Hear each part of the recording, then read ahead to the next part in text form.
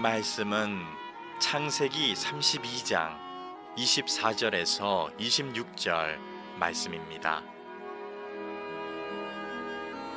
야곱은 홀로 남았더니 어떤 사람이 날이 새도록 야곱과 씨름하다가 자기가 야곱을 이기지 못함을 보고 그가 야곱의 허벅지 관절을 치매 야곱의 허벅지 관절이 그 사람과 씨름할 때에 어긋났더라. 그가 이르되 날이 새려 하니 나로 가게 하라.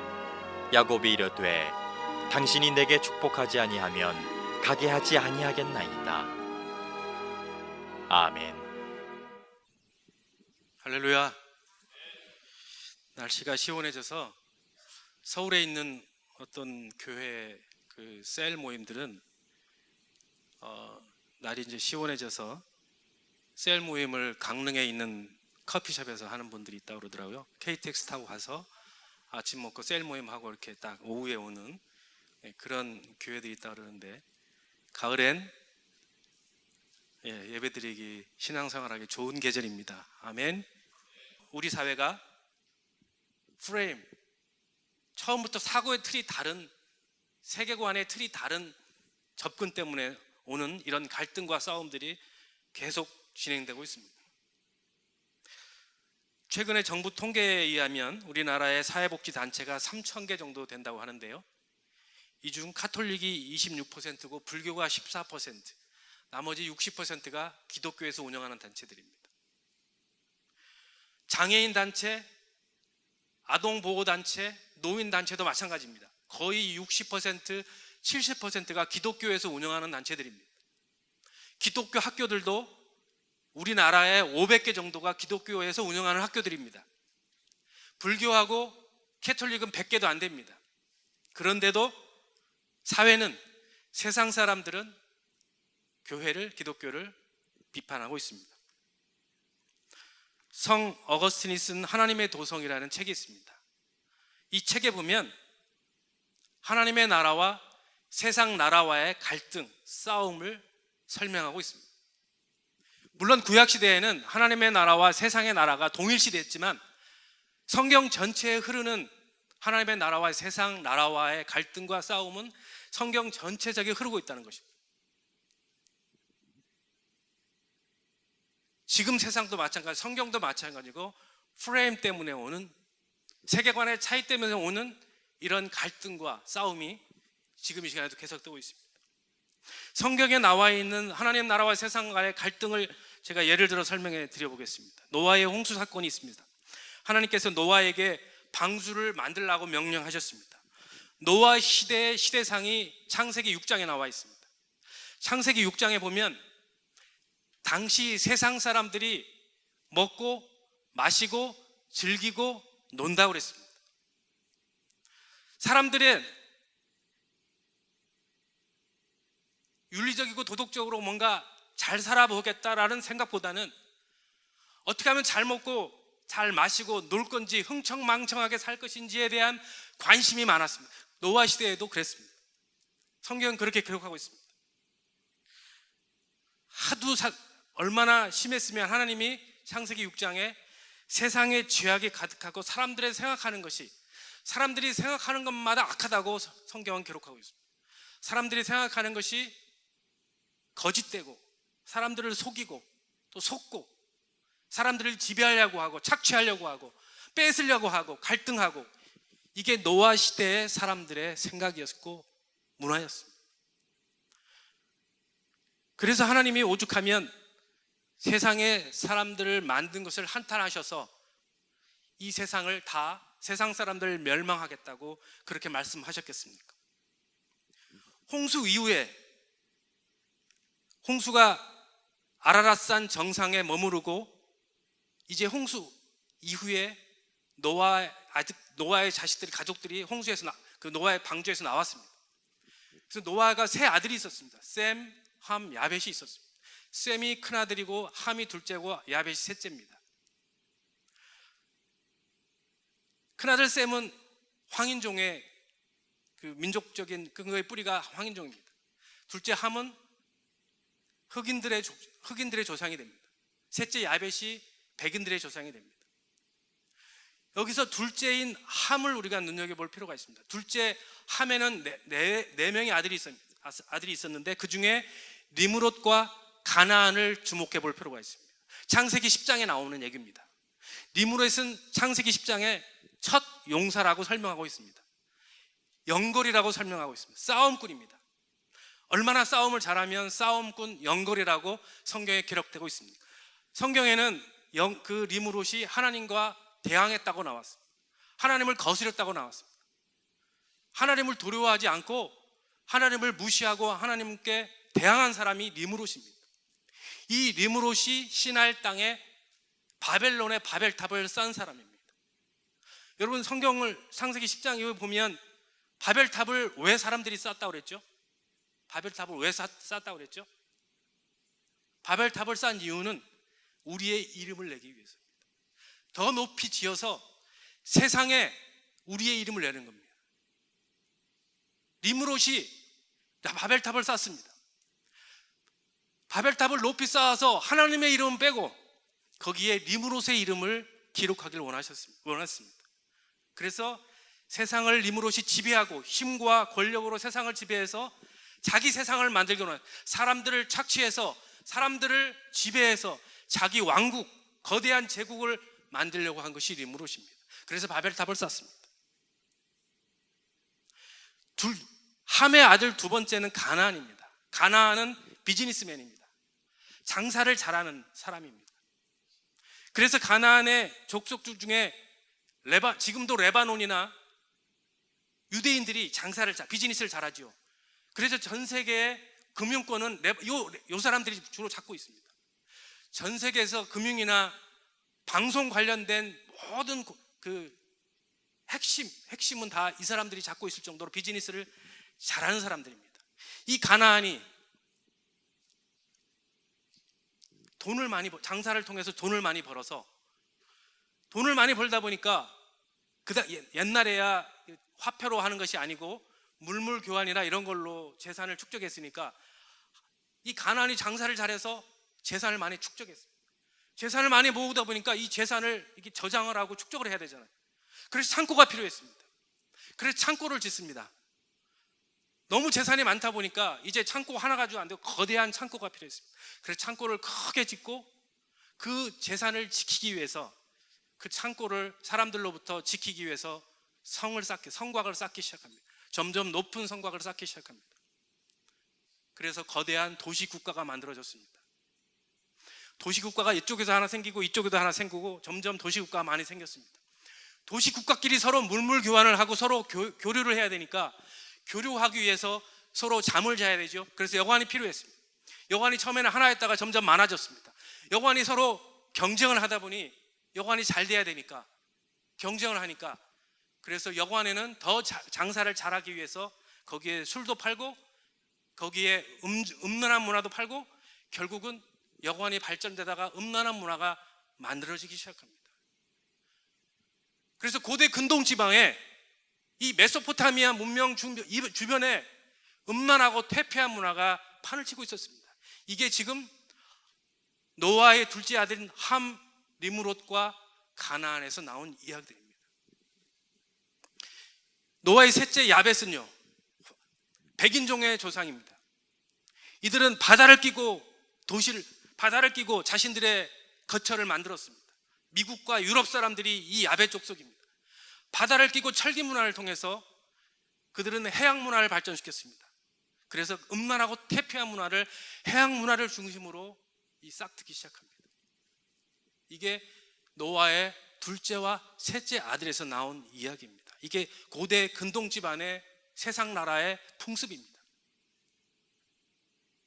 함과 야벳은 비옥한 초생딸 지역과 메소포타미아 문명 중심으로 화려하고 아주 멋진 도시 문화를 만들어 갔습니다. 힘과 권력을 상징하는 거대한 제국을 만들었습니다. 거짓과 속임수로 대표되는 세상 나라를 만들었습니다. 반면에 노아의 첫째 아들 셈은 황인종이라고 그랬습니다. 아라랏산 정상에서 나와 동생들이 다 비옥한 초생딸 메소포타미아 문명을 중심으로 이미 차지했습니다. 큰아들 셈은 정상에서 나와 산 중턱에다가 자신들의 삶의 근거지를 만들고 하나님께 예배드리고 제사를 드려야 되기 때문에 산 중턱에 삶의 근거지를 마련했습니다. 그리고 거기서 농사를 짓기 시작했습니다. 왜 하나님께 농사를 지으려면 멀리 갈 수가 없잖아요. 산 중턱에 있어야 산 정상에 가서 제사와 예배를 드릴 수가 있지 않습니까? 고대 근동 지방에는 제가 어릴 때 시골에서 살았는데 우리 마을에 제일 큰 사람, 제일 나이 드신 분이 매년 연말이 되면 각종 이런 음식들을 해가지고 산 정상에 가서 마을의 안녕을 기원하는 제사를 우리 마을의 제일 어른 되신 분이 가서 한 적이 있습니다. 저도 따라가 본 적이 있습니다. 이것이 고대 근동지방의 문화였습니다. 첫째 아들인 셈도 하나님께 제사와 예배를 드리려니까 멀리 못 가지요. 그래서 산 중턱에다가 농경 문화를 지으면서 농사를 지으면서 하나님께 제사하고 예배를 드렸습니다. 함과 야벳은 세상 나라의 문화에 빠져서 그것이 너무 화려하고 너무 멋지고 너무 거대하니, 그러나 셈은, 큰아들 장자인 셈은 어떻게 하면 하나님께 더 예배들을 잘 드리고 제사를 드릴까를 생각하면서, 그래서 삶의 근거지를 만들었던 것입니다. 하나님은 그런 셈의 마음을 아시고 셈에서 아브라함을 탄생케 하시고, 하나님께서 아브라함에게 너로 큰 민족을 이루고 너를 통해서 복의 근원이 되겠다고 하는 약속의 말씀을 아브라함을 통해서 주시지 않습니까? 그래서 셈족에서 아브라함이 탄생이 되고 그 족속에서 우리 인류를 구원하신 예수 그리스도가 탄생하게 되는 것입니다.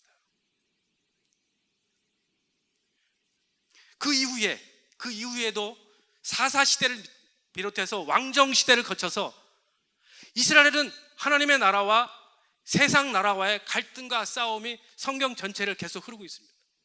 만일 이스라엘 백성들이, 하나님의 나라를 대표하는 이스라엘 백성들이 하나님 말씀대로 순종하고 말씀대로 살면 태평성대를 누리게 했지만, 만일에 이스라엘 백성들이 하나님의 말씀을 거역하고 멀리하면 세상 나라를 들어 쓰셔서 이스라엘을 지배해서 이스라엘이 고통과 괴로움 가운데 살게 하는 것이 사사시대, 왕정시대의 전체적인 흐름입니다.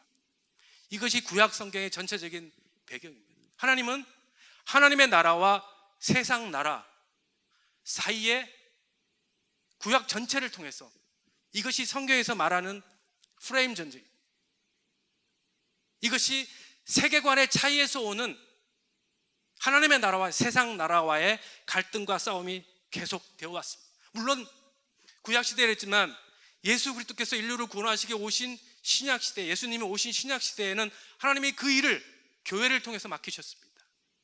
교회를 통해서 하나님이 아직도 예수 그리스도를 모르는 세상의 많은 사람들을 교회를 통해서 구원하시기를 원하셨습니다. 그들을 하나님 나라로 만들어 가기를 원하셨습니다. 그래서 여러분을 부르신 거고, 여러분이 교회인 여러분들이 하나님께서 여러분을 부르셔서 여러분을 통해서 하나님의 나라의 그 문화를 만들어 가기를 원하셨던 것입니다. 오늘 배경이 되는 창세기 32장은 야곱과 형 에서에 관한 이야기입니다. 야곱이 아버지 이삭의 축복을 받기 위해 지금 아버지 이삭과 형을 속여서 팥죽 한 그릇에 장자권을 몰래 빼앗았습니다. 형이 나중에 그걸 알고 야곱을 죽이려고 합니다. 그래서 야곱이 하는 수 없이 형 에서를 피해서 밧단 아람이라는 자기 외삼촌이 살고 있는, 라반 외삼촌이 살고 있는 곳으로 도망을 갑니다. 피신해 갑니다. 그래서 거기서 7년 동안, 또 7년, 14년을 외삼촌을 위해서 거기서 열심히 일을 합니다. 재산도 많이 축적했습니다. 두 아내도 얻었습니다. 자식들도 많이 얻었습니다. 이제는 재산도 많고 자식들도 생기고 아내도 있으니 고향 땅이 그리웠습니다. 그래서 외삼촌에게 내 아버지 어머니가 살고 있는, 가족이 살고 있는 가나안 고향으로 가고 싶다. 그래서 외삼촌과 상의해서 이제 고향으로 돌아갑니다. 재산과 아내들과 자식들을 데리고 지금 고향 땅으로 돌아가려고 하니 14년 전에 팥죽 한 그릇에 아버지와 형을 속이고 장자권을, 축복권을 빼앗았던 형 에서가 생각이 났습니다. 그래서 야곱은 형 에서의 마음을 녹이기 위해서 하는 수 없이 자기가 갖고 있는 재산을 잘 만들어서 형의 마음을 녹이기 위해서 형한테 선물을 보냅니다. 하인을 통해서 선물을 잘 준비해서 형이 있는 그곳에 선물을 보냈습니다. 형 에서가 야곱이 보낸 선물을 받고 군사 400명을 이끌고 야곱이 있는 곳으로 지금 쳐들어갑니다. 올라갑니다. 야곱이 그 소식을 듣고 걱정이 앞서죠. 두렵죠. 답답합니다. 그래서 하나님 앞에 기도합니다. 하나님, 내 목숨과 우리 아내들과 자식들의 목숨이 지금 형 에서로부터 위험합니다. 살려주십시오. 형으로부터 구해주십시오라고 기도합니다. 그리고 또다시 야곱이 형의 마음을 다시 녹이기 위해서 지금까지 자기가 쌓아놓은 재산 중에서 제일 좋은 것들만, 양이나 소나 좋은 것들만 다시 뽑아서 하인들을 시켜서 다시 형 에서의 마음을 녹이기 위해서 다시 보냅니다. 그리고 이제는 하인들에게 신신당부를 합니다. 형한테 가서 야곱이 제일 좋은 것, 야곱이 갖고 있는 것 중에서 최고 좋은 선물로만 뽑아서 형의 마음을 사기 위해서 이렇게 선물을 다시 보낸다고 하는 것을 꼭 전해달라고 신신당부를 합니다. 그리고 나서 그걸 보내고 야곱이 갖고 있는 또 다른 재산, 쌓아놓은 재산들을 다시 하인들과 함께 그 뒤따라 보냅니다. 그리고 마지막으로 자기의 두 아내와 자식들도 뒤따라서 함께 보냅니다. 그리고 오늘 창세기 읽어드렸던 32장 읽었던 본문에 야곱이 다 보내고 홀로 남습니다. 홀로 야곱이 남아서 자신을 지금 돌아보는 것이죠. 자신은 돌아보니까 자기 자신은 너무나 빈약하고 가진 것도 없고 그리고 너무 초라해요. 그런데 형 에서는 가진 것 많고 싸움 잘하고 사냥 잘하고 너무나 거대했어요.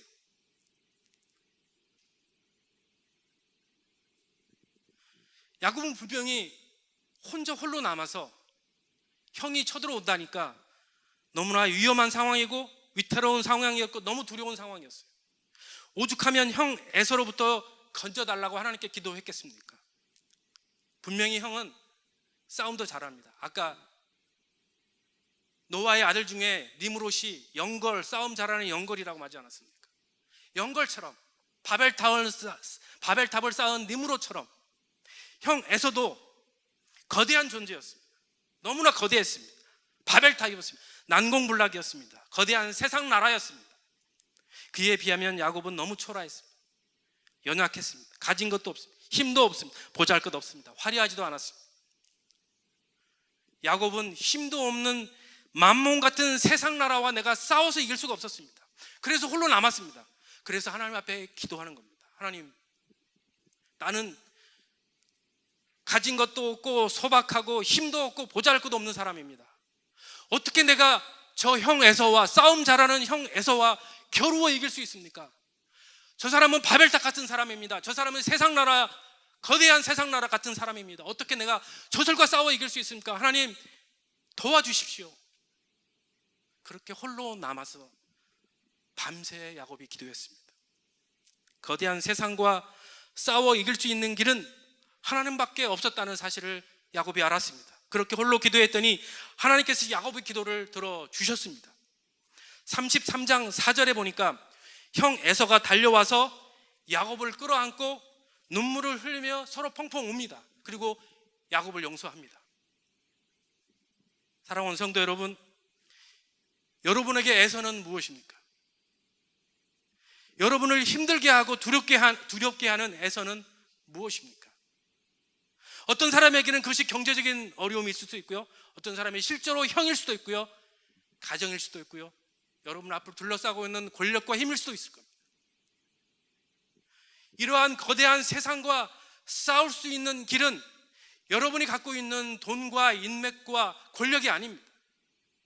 오늘 야곱이 고백했던 것처럼 유일한 길은 야곱처럼 홀로 남아서 기도하는 것입니다. 기도로 세상을 이기는 여러분 되기를 주님의 이름으로 축원합니다.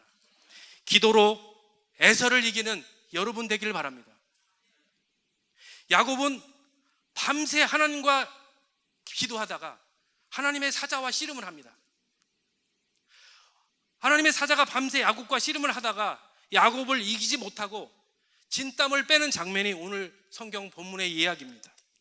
야곱이 얼마나 죽기 살기로 매달렸으면 하나님의 사자가 진땀을 뺄 정도였습니다. 그래서 구약학자들은 하나님의 사자가 누구냐? 두 가지 얘기를 합니다. 하나는 하나님께서 보내신 천사 라파엘이다. 또 하나는 예수 그리스도다라고 구약학자들은 이야기해주고 있습니다. 그러나 그것이 예수 그리스도든 하나님의 천사든 그보다 더 중요한 것은 지금 야곱에게는 자기 앞에 싸우고 씨름하고 있는 이 사람이 자신의 문제를 해결해 줄 분이라는 것을 알고 있었습니다. 지금 자신을 축복해 줄 분이 자신과 싸우고 있는 이 사람, 하나님의 천사라는 것을 알았습니다. 그래서 놓칠 수가 없었습니다. 그래서 죽기 살기로 매달린 것입니다. 싸운 것입니다. 야곱은 축복을 달라고 밤새 죽기 살기로 매달렸습니다. 하나님의 천사가 야곱을 축복해 주지 않으면 놓아주지 않을 것이라는 걸 알고 야곱에게 이렇게 물어보지요. 네 이름이 무엇이냐? 야곱이 이름을 몰라서 하나님의 천사가 물어본 것이 아닙니다. 이름을 이미 알고 있었습니다. 야곱의 이름의 뜻이 무엇이죠? 야곱의 이름의 뜻이 속이는 자라는 뜻입니다. 야곱은 지금까지 사람들을 속였습니다. 아버지도 속여서 축복권을 따내지 않았습니까? 야곱의 인생은 지금까지 속이는 인생이었습니다. 거짓 인생을 살았습니다. 그리고 외삼촌 라반의 집에서도 14년 동안 속는 인생을 살았습니다. 그러니까 야곱의 인생은 지금까지 속고 속이는 인생입니다. 이것이 세상 나라 사람들의 모습입니다. 이 세상 나라의 방식으로는 하나님의 나라의 백성이 될 수 없었습니다. 하나님이 분명히 아브라함과 이삭을 통해서 너로 큰 민족을 이루고 세상을 축복하겠다고 그 약속의 말씀을 주셨는데 지금 그 약속의 말씀이 이루어지기 위해서는 야곱에게도 똑같이 이 약속의 말씀이 주어져야 되는데 야곱이 이 약속의 말씀을 받기 위해서는 하나님 나라의 백성이 되기 위해서는 하나님 나라에 들어가기 위해서는 과거에 야곱이 속이는 자의 이름으로는 하나님 나라의 백성이 될 수가 없습니다. 큰 민족을 이루는 주인공이 될 수가 없었습니다. 그래서 하나님은 지금 오늘 야곱의 과거의 이름을 속이는 자에서 이름을 이스라엘로 바꾸어 주십니다. 이스라엘이라는 뜻은 오늘 성경에 보니까 하나님과 겨루어 이긴 자라는 뜻입니다. 그런데 히브리 원어로는 이스라엘, 엘이 하나님이라는 뜻이죠. 그리고 이스르, 그게 왕자라는 뜻입니다. 하나님의 왕자라는 뜻입니다. 하나님의 자녀입니다. 하나님 나라의 백성입니다. 야곱이 과거에 속이는 자의 그 이름으로는, 그 사고와 그 세계관으로는, 그 정체성으로는 하나님 나라의 큰 민족으로 이루는 사람이 주인공이 될 수 없었습니다. 그래서 하나님이 이름을 이스라엘로 바꾸어 주신 것입니다. 정체성을 바로 잡아 주신 것입니다. 너는 이제 이스라엘로 살아라. 하나님 나라의 왕자로 살아라. 하나님 나라의 백성과 자녀로 삼아라. 이것이 야곱에게 하나님께서 주신 이스라엘입니다.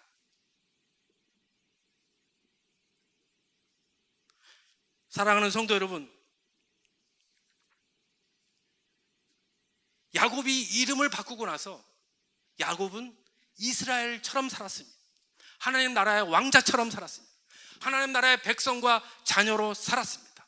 그때부터는 야곱이 창세기 35장 11절 이하에 보면 야곱이 어떤 일이 있을 때마다 하나님 말씀 묻습니다. 하나님이 말씀을 주시면 그 말씀대로 순종해서 거기에 제사를 드립니다. 하나님께 예배를 드리고 거기에 기념비를 세웁니다. 그리고 하나님께 그 후손들에게 기념비를 통해서 하나님이 이렇게 인도했다, 하나님 말씀대로 살았다고 하는 것을 기념하기 시작합니다. 그렇게 야곱이 하나님의 말씀에 순종해서 하나님의 왕자처럼 이스라엘로 하나님의 자녀로 살았더니 하나님이 야곱을 얼마나 축복해 주셨냐면 두 가지 축복을 주셨는데, 하나는 생육하라 번성하라는 축복을 주셨습니다. 이 말씀은 창세기 1장에 하나님께서 인간을 만드실 때 주신 축복입니다. 생육하고 번성하여 땅에 충만하라고 그러셨습니다. 나중에 아브라함에게도 이 축복을 주셨습니다.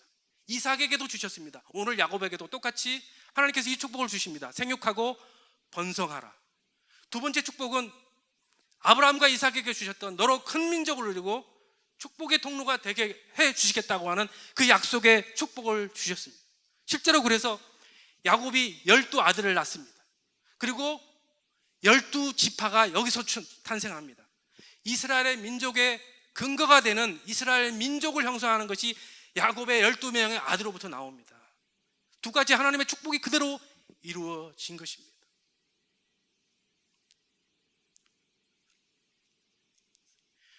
미국에 가면 홀리데이 인이라는 호텔이 있습니다. 물론 미국만 있는 건 아니죠. 요즘에 전 세계에 이제 체인점처럼 홀리데이 인 호텔이 전 세계에 많은데, 홀리데이 인 호텔 전 클라이머 회장이라는 분이 있습니다.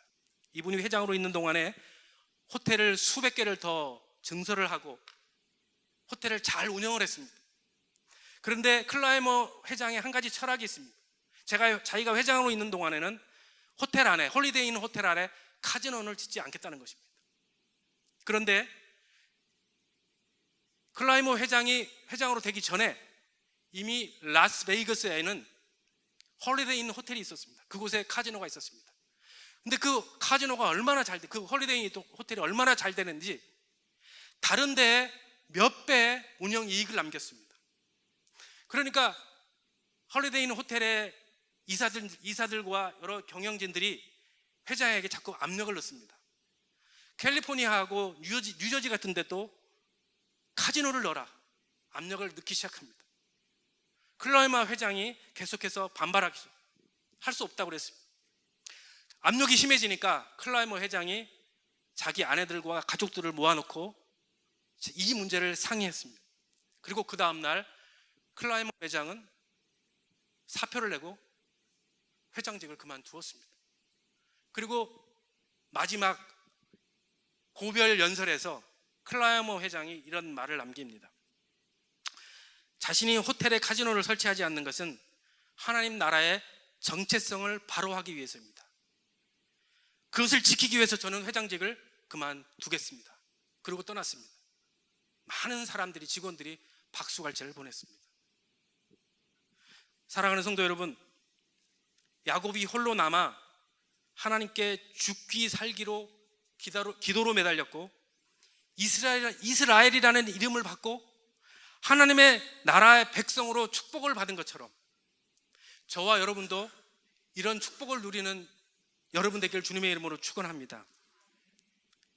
성경 베드로전서 2장 9절에는 우리는 왕같은 제사장이요 하나님 나라의 소유된 백성이라고 말해주고 있습니다. 예수 그리스도를 주인으로 믿는 사람들은 다 왕같은 제사장이고 하나님의 소유된 백성들입니다. 하나님 나라의 자녀들입니다. 우리가 잘나서 그런 게 아니고 하나님께서 은혜로 그렇게 만들어 주신 것입니다. 여러분, 예수 그리스도를 여러분의 주인과 구세주로 믿고 계시죠? 하나님 나라의 백성들이십니다. 하나님의 왕자들입니다. 하나님 나라의 거룩한 백성들입니다. 자녀들입니다.